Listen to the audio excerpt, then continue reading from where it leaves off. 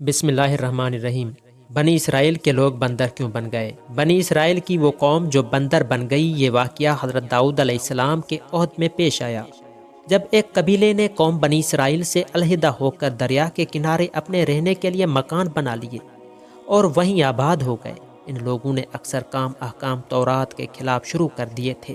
ان میں ایک یہ بھی تھا کہ وہ ہفتے کے دن مچھلی کا شکار نہ کیا کریں اور نہ ہی دنیا کی کوئی خرید و فروخت کریں۔ ان لوگوں نے کوئی پرواہ نہ کی اور اپنی من مرضی سے کام لینے لگے۔ جب اس قوم نے اللہ تعالیٰ کی نافرمانی شروع کی تو پھر ان کی آزمائش کے واسطے اللہ تعالیٰ نے دریا کی مچھلیوں کو حکم دیا کہ ہفتے کے دن دریا سے نکل کر ساحل پر آ کر اپنی کھیل کود میں مشغول رہیں اور باقی دنوں میں دریا میں جا رہی ہیں۔ بس اللہ تعالیٰ کے حکم سے مچھلیاں ہفتے کے دن دریا سے نکل کر کنارے پر آ کر پھرتی رہتی اور ہفتے کے علاوہ دوسرے دنوں میں دریا کے اندر چلی جاتی۔ آخر یہودیوں نے ان کو دیکھ کر لالچ سے ایک چال چلی کہ انہوں نے دریا کے کنارے پر نہر کھود کر وہاں اپنی جال ڈال دی، کیونکہ ہفتے کے دن مچھلی دریا سے آ کر کھیل کود کے بعد دوبارہ دریا میں واپس چلی جاتی تھی۔ آخر وہ سب ہفتے کے دن نہر میں جال ڈال کر رکھتے اور صبح اٹھ کر اتوار والے دن مچھلی کو اپنی ضرورت آور آرزو کے مطابق پکڑ کر کھا لیتے۔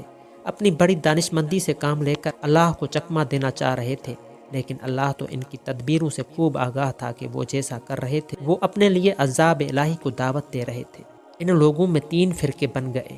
ایک تو ان میں وہ لوگ تھے جو شکار کرتے تھے، دوسرے لوگ وہ تھے جو باز آ گئے تھے اور دوسروں کو نافرمانی سے برابر منع کر رہے تھے، اور تیسرے وہ تھے جو منع کرنے سے تھک گئے تھے اور منع کرنا چھوڑ دیا تھا۔